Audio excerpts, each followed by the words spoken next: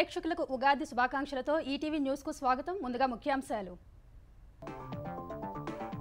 సకుటుంబ సపరివార సమేతంగా వైకాపా ఎమ్మెల్యే అక్రమాలు, మట్టి ఇసుక దందాలతో కోట్లకు పడగలెత్తిన ఉమ్మడి కృష్ణా జిల్లా ప్రజా ప్రతినిధి.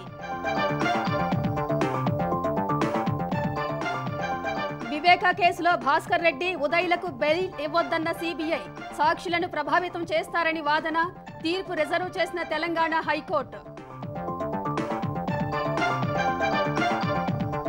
ఐపాక్ డైరెక్షన్లో పరాకాష్ఠకు చేరిన జగన్ భజన, పింఛన్దారులకు ఏం మాట్లాడాలో ప్రత్యేక శిక్షణ, చంద్రబాబును తిడుతుంటే సీఎం చిరునవ్వులు. కొడంగల్పై జరుగుతున్న కుట్రల్ని తిప్పికొట్టాలన్న రేవంత్ రెడ్డి, తన గౌరవం తగ్గించే పన్నాగం పన్నారని ఆరోపణలు.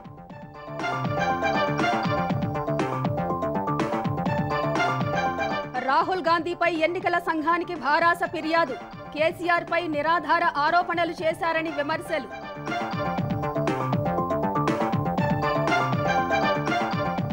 మరో కుటుంబాన్ని బలి తీసుకున్న ఆన్లైన్ గేమ్స్, అప్పుల బాధతో భార్య కుమారుడికి విషమిచ్చి వ్యక్తి ఆత్మహత్య.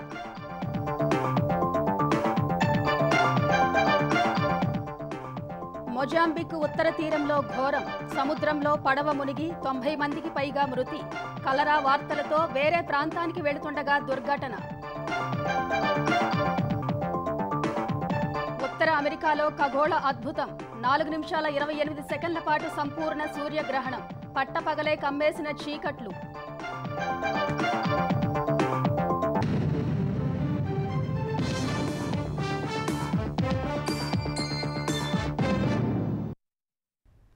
ఆ నియోజకవర్గంలో ప్రజలు ఓట్లేసి గెలిపించిన వ్యక్తి ఒకరు, కానీ గెలిచిన వ్యక్తి పేరు చెప్పుకుని మరో ముగ్గురు అదే స్థాయి హోదా వెలగబెడుతున్నారు. అవినీతి అక్రమాలతో దందా చలాయిస్తున్నారు. మట్టి నుంచి బియ్యం వరకు, ఇసుక నుంచి మద్యం వరకు అన్ని దోపిడీకి వనరులే. 3 పర్యాయాలు గెలిచినా ఈసారి ఓ ప్రభుత్వ పదవి దక్కినా మంత్రి కొలువు మాత్రం ఆయనకు కలగానే మిగిలింది. అయినా దోపిడీలో అంతకు మించి వెనకేసుకుంటున్నారు. ఉమ్మడి కృష్ణా జిల్లా మెట్ట ప్రాంతంలోని ఒక నియోజకవర్గం మరో తెలుగు రాష్ట్రం తెలంగాణకు సరిహద్దుగా ఉండడాన్ని అధికార పార్టీ నేతలు తమ అక్రమాలకు అనువుగా మార్చుకున్నారు. ఇటువంటి సరిహద్దుల వద్దే కనిపించే తనిఖీ కేంద్రాలు వారికి కల్పతరువుగా మారాయి. గత 5 ఏళ్ల పాలనలో ఈ నియోజకవర్గానికి ప్రభుత్వం నుంచి ఒరిగింది శూన్యం. కానీ ఇక్కడి ప్రజాప్రతినిధి మాత్రం కోట్లకు పడగలెత్తారు. ఆదాయ వనరులు ఉన్నాయి, దందాకు ఎదురు చెప్పేవారే లేరు. ఇంకేం, సదరు ప్రజాప్రతినిధి తన సతీమణితో పాటు కుమారుడు వియంకుణ్ణి రంగంలోకి దించారు. సకుటుంబ సపరివార సమేతంగా అక్రమాలకు తెగబడ్డారు. ప్రకృతి సంపదను కొల్లగొట్టడం దగ్గర్నుంచి హత్యా రాజకీయాల వరకు వీళ్లు చెయ్యని అరాచకం లేదు. ఈ నియోజకవర్గంలో మట్టి దందా అంతా ప్రజాప్రతినిధి వియ్యంకుడి చేతుల్లోనే ఉంది. కొన్ని కాంట్రాక్టులు తీసుకుని విజయవాడ సమీపంలోనూ మట్టి దందా చేశారు. పోలవరం కాలువ గట్లను కొల్లగొట్టారు. నియోజకవర్గంలో జాతీయ రహదారి పక్కనే శ్రీ కొనగరి మల్లికార్జున స్వామి కొండకు నున్నగా గుండు కొట్టారు. సగటున 100 టిప్పర్ల చొప్పున లెక్కేసినా రోజుకు 6 లక్షలు గడించారు. జగనన్న లేఅవుట్ల చదును పేరుతో కోట్లలో బిల్లులు తీసుకున్నారు. కొండపక్కనే ఉన్న అసైన్ భూముల్ని మింగేశారు. అదేమంటే లబ్ధిదారుల్ని బెదిరించి నామమాత్రంగా ఎంతో కొంత ఇచ్చి నోరుముయించారు. నియోజకవర్గ కేంద్రానికి సమీపంలోని ఒక దేవాలయం పక్కనే ఉన్న ప్రైవేటు, ప్రభుత్వ భూముల్లోనూ గ్రావెల్ తవ్వేశారు. వేముల నర్వ వద్ద ఎత్తైన కొండను పిండి చేశారు. రాజకీయంగా చైతన్యవంతమైన ఈ నియోజకవర్గాన్ని ప్రజాప్రతినిధి వియ్యంకుడు, అతడి సోదరుడు కలిసి అరాచకాలకు అడ్డాగా మార్చేశారు. 2020లో ఒక నేత హత్య కేసులో వీరి ప్రమేయం ఉందనే ఆరోపణలు వెల్లువెత్తాయి. సొంత పార్టీ నాయకులపైనే కేసులు పెట్టి జైలుకు పంపారు. నియోజకవర్గంలో మల్లికార్జున స్వామి కొండ వెనుక ప్రాంతంలో కొత్తగా 2 పరిశ్రమలు ఏర్పాటు చేశారు. వాటికి సంబంధించి భూముల కొనుగోళ్లు, ఇతర వ్యవహారాలను వియ్యంకుడే దగ్గరుండి నడిపించారు. పరిశ్రమలకు వెళ్లే దారి విషయంలోనూ ఈయన బాగానే లాభపడ్డాడు. స్థానికుల నుంచి ఆయనే భూమి కొనుగోలు చేసి తిరిగి అధిక ధరలకు పారిశ్రామికవేత్తలకు విక్రయించారు.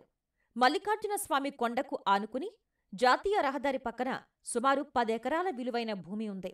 దీన్ని 70 నుంచి 80 ఏళ్లుగా ఓ గ్రామానికి చెందిన 23 ఎస్సీ కుటుంబాలు సాగు చేసుకుంటున్నాయి. ఎకరం సుమారు 5 కోట్లు పలికే ఈ భూములను ఎలాగైనా కాజేయాలని ప్రజాప్రతినిధి విశ్వప్రయత్నాలు చేశారు. చివరకక్కడ జగనన్న కాలనీ ఏర్పాటు చేసి దళితులకు భూముల్లేకుండా చేశారు అనే విమర్శ ఉంది. ఈ నియోజకవర్గం పక్కనే కృష్ణానది, మరోవైపు ఉపనది మున్నేరు ఉండడంతో ఇసుకకు కొదవలేదు. 2019లో వైకాపా ప్రభుత్వం ఏర్పడింది మొదలు వియంకుల సోదరుల దృష్టి ఇసుక తవ్వకాలపై పడింది.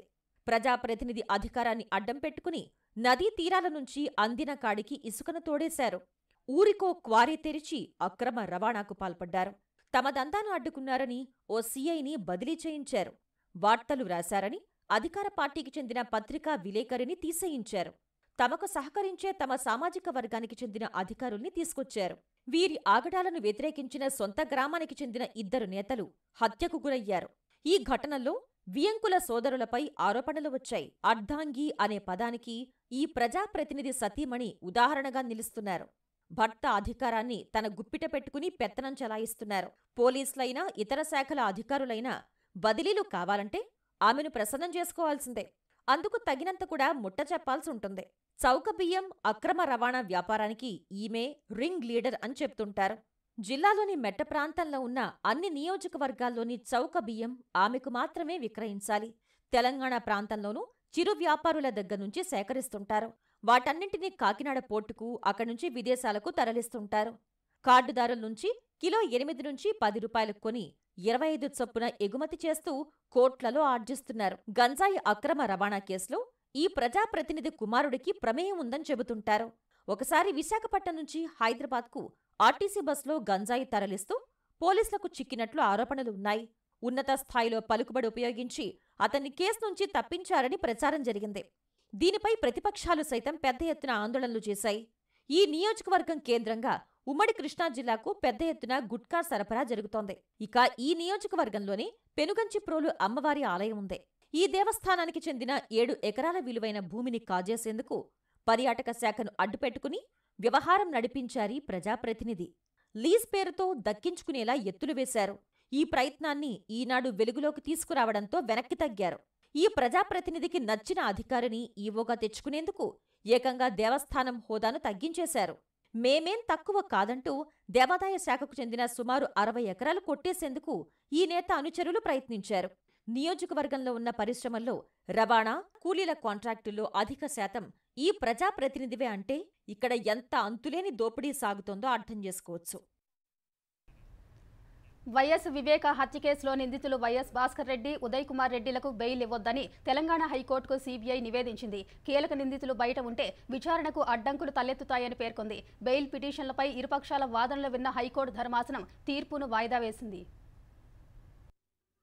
మాజీ మంత్రి వైఎస్ వివేకానందరెడ్డి హత్య కేసులో మాజీ ఐపీఎస్ స్థాయి అధికారుల్నే ప్రభావితం చేయగల నిందితులకు సామాన్యులైన సాక్షులు ఓ లెక్క కాదంటూ తెలంగాణ హైకోర్టుకు సీబీఐ నివేదించింది. వైఎస్ భాస్కర్ రెడ్డి వంటి పలుకుబడి గల నిందితులు బయట ఉంటే సాక్ష్యం చెప్పడానికి ఎవ్వరూ ముందుకు రారని, భవిష్యత్తులో కింది కోర్టు విచారణా ప్రక్రియ ఏ విధంగా ఉంటుందో ఊహించుకోవచ్చని పేర్కొంది. ఈ కేసులో అప్రూవర్గా మారిన దస్తగిరికి వ్యతిరేకంగా పోలీసు, ఏపీ ప్రభుత్వ వ్యవస్థలు పనిచేస్తున్నాయని సీబీఐ గుర్తు చేసింది. అభియోగాల నమోదు ప్రక్రియ నడుస్తోందని, నిందితులు విచారణకు ఆటంకాలు సృష్టిస్తున్నారని, ఈ దశలో బెయిలిస్తే పారదర్శక విచారణకు అడ్డంకులు తప్పవని సీబీఐ స్పష్టం చేసింది. వివేక హత్య కేసులో 6వ, 7వ నిందితులైన గజ్జల ఉదయ్ కుమార్ రెడ్డి, వైఎస్ భాస్కర్ రెడ్డిలు దాఖలు చేసిన బెయిల్ పిటిషన్లపై తెలంగాణ హైకోర్టు న్యాయమూర్తి జస్టిస్ కె లక్ష్మణ్ విచారణ చేపట్టి ఇరుపక్షాల వాదనలు విని తీర్పును రిజర్వ్ చేశారు. వివేక హత్య ఘటనా స్థలంలో సాక్ష్యాల చెరిపివేతలో నిందితులు కీలక పాత్ర పోషించారని సీబీఐ తరపు న్యాయవాది అనిల్ తల్వార్ వాదించారు. సీబీఐ కోర్టులో విచారణ సాగకుండా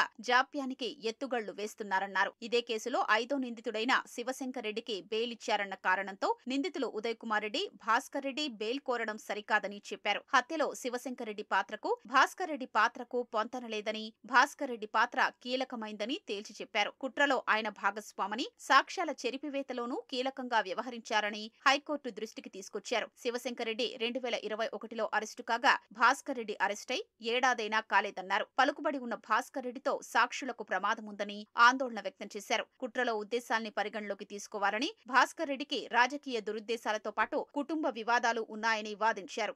భాస్కర్ రెడ్డి బెయిల్ మంజూరు చేయడానికి అనారోగ్యం కారణం కాదని న్యాయవాది తల్వార్ న్యాయమూర్తి దృష్టికి తీసుకొచ్చారు. కింది కోర్టులో మధ్యంతర బెయిల్ పొంది చికిత్స పొంది మెడికల్ రికార్డులు సృష్టించారన్నారు. మధ్యంతర బెయిల్ ముగిశాక డిసెంబర్ నుంచి మార్చి వరకు ఎలాంటి ఆరోగ్య సమస్యలు రాలేదని, ఒకవేళ వచ్చినా జైల్లో వైద్య సేవలు లభిస్తాయని తెలిపారు. అప్రూవర్ దస్తగిరిని నిందితుల తరపు వ్యక్తులు బెదిరిస్తున్నారని, ఇప్పటికే అతనికి వ్యతిరేకంగా 5-6 కేసులు పెట్టారని ధర్మాసనం దృష్టికి తెచ్చారు. హత్యను గుండెపోటుగా మార్చేందుకు ప్రయత్నించారని చెప్పారు. ఫోరెన్సిక్ నివేదిక ప్రకారం గూగుల్ టేకౌట్ లో నిందితుల పాత్రపై సాంకేతిక ఆధారాలు ఉన్నాయని కోర్టు దృష్టికి తెచ్చారు. వివేక హత్యపై ప్రపంచానికి తెలియకముందే ఉదయ్ కుమార్ రెడ్డి తన తల్లితో చెప్పినట్లు సాక్ష్యముందన్నారు. గతంలో భాస్కర్ రెడ్డి బెయిల్ పిటిషన్ ను ఇదే హైకోర్టు కొట్టివేసిందని, అప్పటికీ ఇప్పటికీ పరిస్థితుల్లో మార్పు లేదని వివేక కుమార్తె సునీతారెడ్డి తరపు సీనియర్ న్యాయవాది నళిన్ కుమార్ తెలిపారు. సాక్షుల్ని ప్రభావితం చేస్తే బెయిల్ రద్దు కోరవచ్చన్న నిందితుల తరపు న్యాయవాది అభ్యర్థనను ఈ కోర్టు తిరస్కరించిన విషయాన్ని ప్రస్తావించారు. సాక్షుల్ని ప్రభావితం చేయడంతో పాటు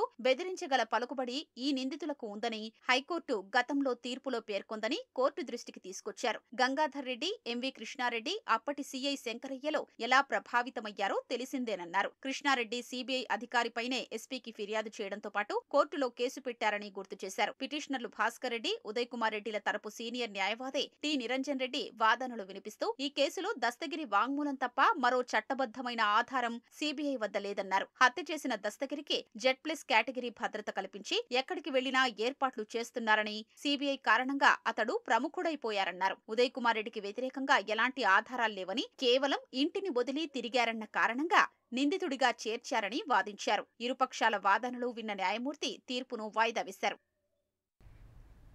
కడప ఎంపీ బరిలో నిలిచిన పీసీసీ అధ్యక్షురాలు వైఎస్ షర్మిల గెలుపు కోసం శక్తి వంచన లేకుండా కృషి చేస్తున్న వివేక కుమార్తె సునీత ప్రచార విరామ సమయంలో రాజకీయ నేతల మద్దతు కూడగడుతున్నారు. నిందితులు చట్టసభల్లోకి అడుగు పెట్టకుండా ఉంటేనే వివేకాకు న్యాయం జరుగుతుందని నేతలకు వివరిస్తున్నారు. తాజాగా మాజీ మంత్రి డిఎల్ రవీంద్రారెడ్డి, వైకాపా ఎమ్మెల్యే రఘురామ్ రెడ్లను కూడా కలిసి షర్మిల గెలుపునకు సహకరించాలని సునీత విజ్ఞప్తి చేశారు.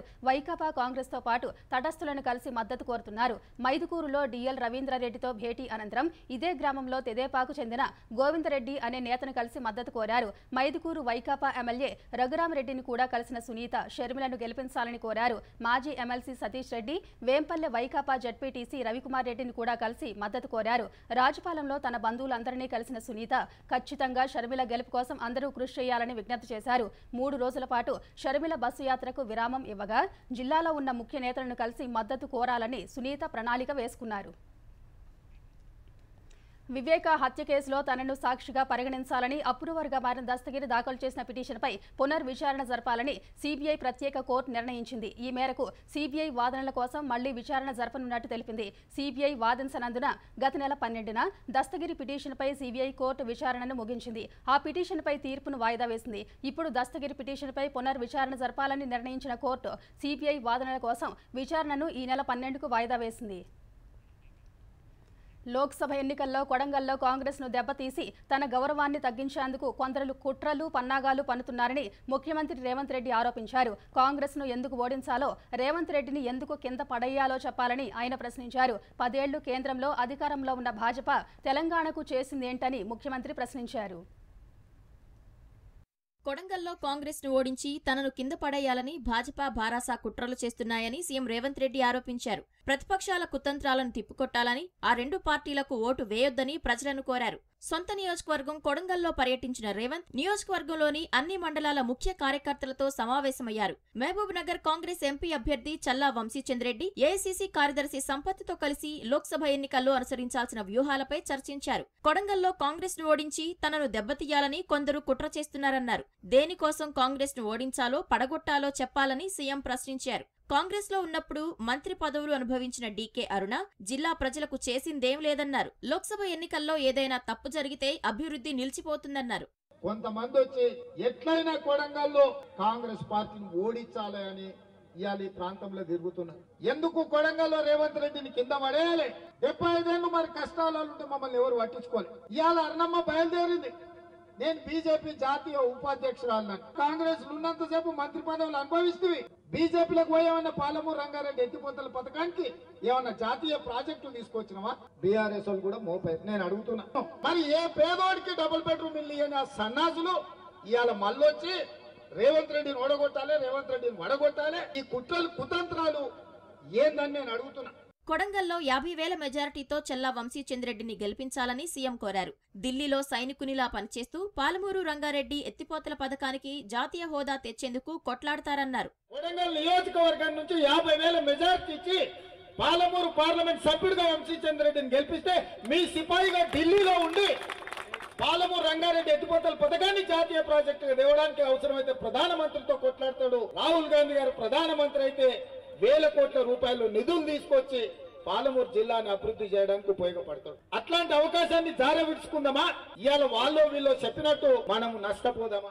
10 ఏళ్లు ప్రధానిగా ఉన్న మోదీకి మరోసారి ఓటేస్తే చంద్రమండలానికి రాజవుతారా అంటూ రేవంత్ రెడ్డి ఎద్దేవా చేశారు. 10 ఏళ్లలో మోడీ సర్కారు పాలమూరుకు చేసిందేమిటో చెప్పాలని డిమాండ్ చేశారు. తుక్కుగూడ సభలో ఫోన్ ట్యాపింగ్ వ్యవహారం గురించి నిరాధార ఆరోపణలు చేసిన కాంగ్రెస్ అగ్రనేత రాహుల్ గాంధీపై చర్యలు తీసుకోవాలని కేంద్ర ఎన్నికల సంఘానికి భారాస ఫిర్యాదు చేసింది. కేసీఆర్ హయాంలో పోలీస్ ఇంటెలిజెన్స్ వర్గాలను దుర్వినియోగం చేశారన్న ఆరోపణలు పూర్తిగా అవాస్తవమని ఆక్షేపించింది. వేలాది మంది ఫోన్లు ట్యాప్ చేసి ఆర్థిక ప్రయోజనాలు పొందారన్న రాహుల్ వ్యాఖ్యలు అర్ధరహితమని స్పష్టం చేసింది. రాహుల్ మాటలు ఓట్లను ప్రభావితం చేసేలా ఉన్నాయని తెలిపింది.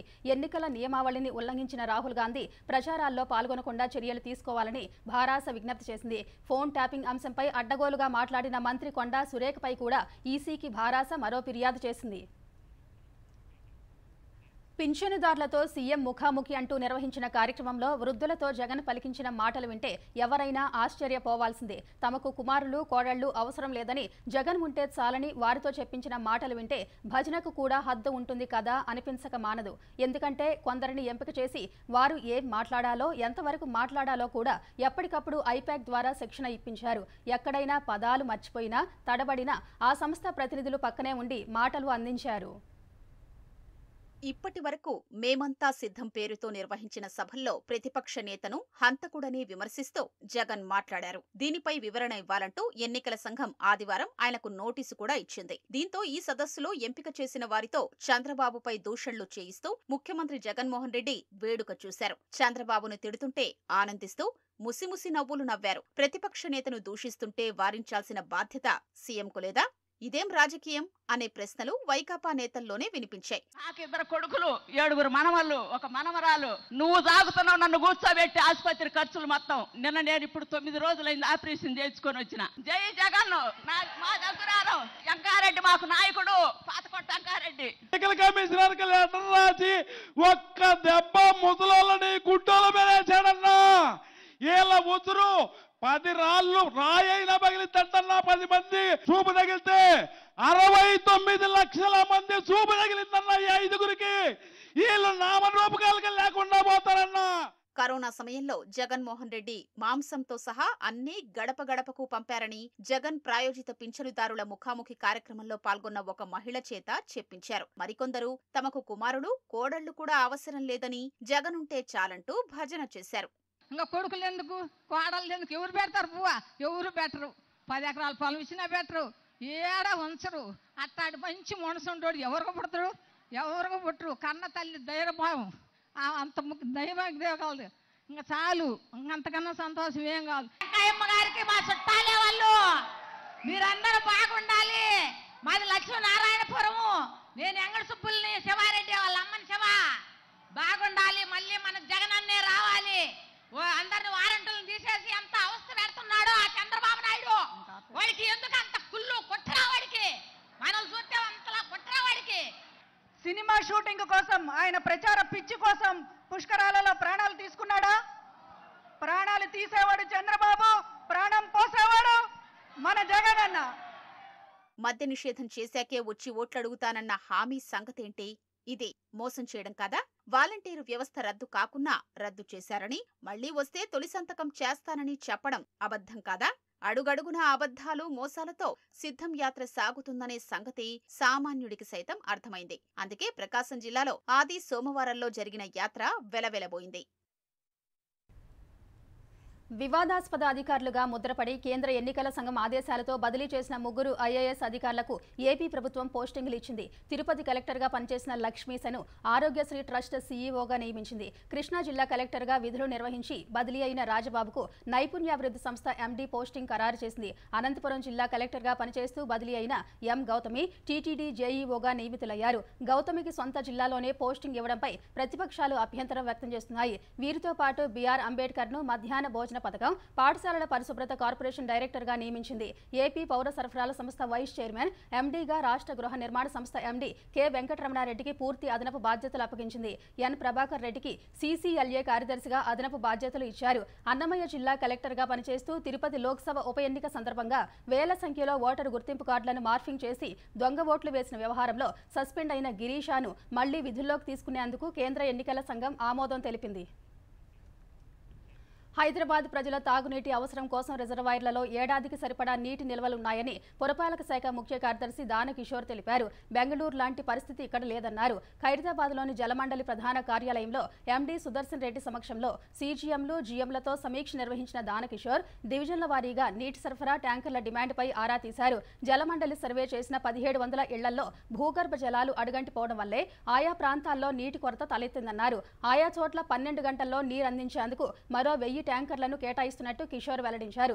జలమండలి సరఫరా చేసే నీటిలో 96% తాగునీటి అవసరాలకు, 4% వాణిజ్య అవసరాలకు సరఫరా అవుతుందని చెప్పారు. నాగార్జున సాగర్లో అవసరమైతే ప్రత్యేక బార్జ్ ఏర్పాటు చేసి ఏడాదంతా నీటి సరఫరా చేస్తామన్నారు. భూగర్భ జల మట్టాలను పెంచేందుకు నగరవాసులు ఇళ్లలో ఇంకుడు గుంతల నిర్మాణం చేపట్టేలా చర్యలు తీసుకోవాలని అధికారులను ఆదేశించారు. వేసవిలో నీటి సమస్యను దృష్టిలో పెట్టుకుని ప్రభుత్వం మంజూరు చేసిన 50 కోట్ల రూపాయలతో నగరంలో నీటి ఎద్దడి రాకుండా చర్యలు చేపడుతున్నట్టు వివరించారు. ఆర్థిక ఇబ్బందులతో ఓ కుటుంబం మొత్తం ఆత్మహత్యకు పాల్పడిన ఘటన రంగారెడ్డి జిల్లా రాజేంద్రనగర్ పోలీస్ స్టేషన్ పరిధిలో చోటు చేసుకుంది. 2 ఏళ్ల బాబుతో పాటు తల్లిదండ్రులు విషాహారం తిని బలవన్ మరణం చెందారు. నల్గొండ జిల్లాకు చెందిన ఆనంద్, ఇంద్రా దంపతులు 3 ఏళ్ల క్రితం సన్ సిటీలోని ఓ అపార్ట్మెంట్కు అద్దెకు వచ్చారు. వీరికి 2 ఏళ్ల బాబు ఉన్నాడు. కొంతకాలంగా తీవ్ర అప్పులు, ఆర్థిక సమస్యలతో వీరు బాధపడుతున్నారు. ఆత్మహత్యకు ముందు తాము చనిపోతున్నామని బంధువులకు ఫోన్ చేసి చెప్పారు. బంధువులు వచ్చి చూసేలోపే కుటుంబం మృత్యు ఒడిలోకి చేరుకుంది. ఆన్లైన్ బెట్టింగ్ కు పాల్పడడం వల్లే ఆనంద్ అప్పుల పాలయ్యారని పోలీసులు అనుమానిస్తున్నారు. తెలుగు రాష్ట్రాల్లో ఉగాది సందడి నెలకొంది. క్రోధీనామ సంవత్సరాన్ని తెలుగు ప్రజలు సాదరంగా ఆహ్వానిస్తున్నారు. పంచాంగ శ్రవణం కోసం ఆలయ మండపాలు, పార్టీ కార్యాలయాలు, ఇతర వేదికలు ముస్తాబయ్యాయి. పర్వదినం వేళ మార్కెట్లన్నీ వినియోగదారులతో కిటకిటలాడుతున్నాయి. కొత్త సంవత్సరాన్ని ఆహ్వానించేందుకు కావాల్సిన సామాగ్రిని కొనుగోలు చేసేందుకు వినియోగదారులు భారీగా మార్కెట్లకు పోటెత్తారు. షడ్రుచుల సమ్మేళనమైన ఉగాది పచ్చడి సేవనంతో ఏడాదంతా మంచి జరుగుతుందని భావించే తెలుగింటి ప్రజలు కొత్త కుండలు కొనుగోలు చేస్తున్నారు. జీవితంలో వచ్చే కష్ట సుఖాలను గుర్తు చేసే ఉగాది పచ్చడిని కుటుంబాలతో కలిసి రుచి చూసేందుకు అందరూ సిద్ధమయ్యారు. మొజాంబిక్ ఉత్తర తీరంలో ఘోరం జరిగింది. సముద్రంలో పడవ మునిగిపోయి 90 మందికి పైగా మరణించారు. మృతుల్లో చిన్నపిల్లలు కూడా ఉన్నట్లు స్థానిక మీడియా నివేదించింది. ఘటనా సమయంలో పడవలో సామర్థ్యానికి మించి 130 మంది వరకు ప్రయాణిస్తున్నారని తెలిపింది. నాంపులా ప్రావిన్స్లోని లుంగా నుంచి మొజాంబిక్ ద్వీపం మధ్య పడవ ప్రయాణిస్తుండగా ఘటన జరిగింది. గల్లంతైన వారి కోసం సహాయక చర్యలు ఇంకా కొనసాగుతున్నాయి. కలరా వ్యాపించిందన్న తప్పుడు వార్తల నేపథ్యంలో పడవలో ఉన్నవారంతా లుంగా నుంచి మొజాంబిక్ ద్వీపానికి తరలి వెళుతున్నట్టు తెలిసింది. మొజాంబిక్లో రహదారి వ్యవస్థ పేలవంగా ఉండటంతో చాలా ప్రాంతాలకు వెళ్లేందుకు పడవలనే వినియోగిస్తుంటారని తెలిసింది. ఉత్తర అమెరికాలో సోమవారం సంపూర్ణ సూర్యగ్రహణం కనిపించింది. మెక్సికో, అమెరికా, కెనడాల్లోని నిర్దిష్ట ప్రదేశాల్లో ఖగోళ అద్భుతం దర్శనమిచ్చింది. గ్రహణంలో సంపూర్ణ దశ గరిష్టంగా 4 నిమిషాల 28 సెకండ్లు కొనసాగింది. ఆ సమయంలో చందమామ సూర్యుడిని పూర్తిగా కప్పేసింది. పట్టపగలే చీకట్లు ఆవరించాయి. గ్రహణం తొలుత మెక్సికోలో దర్శనమిచ్చింది. ఉత్తర అమెరికాలో మొత్తంలో మెక్సికన్ బీచ్ సైడ్ రిసార్ట్ పట్టణం మజెట్లాన్ ప్రధాన గ్రహణ వీక్షణ ప్రదేశమని ప్రకటించారు. అంతకుముందు సూర్యగ్రహణాన్ని వీక్షిస్తున్నప్పుడు భద్రత తప్పనిసరిగా పాటించాలని అమెరికా అంతరిక్ష పరిశోధన సంస్థ నాసా గట్టి హెచ్చరిక చేసింది. ఇదే చివరి చూపు కాకూడదంటే గ్రహణాన్ని చూసేటప్పుడు ఫిల్టర్లు తప్పనిసరని తెలిపింది. ఈ క్రమంలో గ్రహణ ప్రభావిత దేశాల్లోని వీక్షణ ప్రాంతాలకు ప్రజలు భారీగా తరలి వెళ్లారు. నల్ల కళ్లద్దాలు, ఇతర రక్షణ పరికరాల సాయంతో సూర్యగ్రహణాన్ని వీక్షించారు. దాదాపు 1 శతాబ్ద కాలంలో న్యూయార్క్ రాష్ట్రంలోని పశ్చిమ, ఉత్తర ప్రాంతాల్లో సంపూర్ణ గ్రహణం కనిపించిందని ఖగోళ శాస్త్రవేత్తలు తెలిపారు. సోమవారం ఏర్పడిన సంపూర్ణ సూర్యగ్రహణం చారిత్రాత్మక ఖగోళ సంఘటన అని పేర్కొన్నారు. మళ్లీ ఇలాంటి గ్రహణం ఏర్పడాలంటే 2044 ఆగస్టు వరకు అమెరికన్లు వేచి చూడాల్సిందే అని వెల్లడించారు.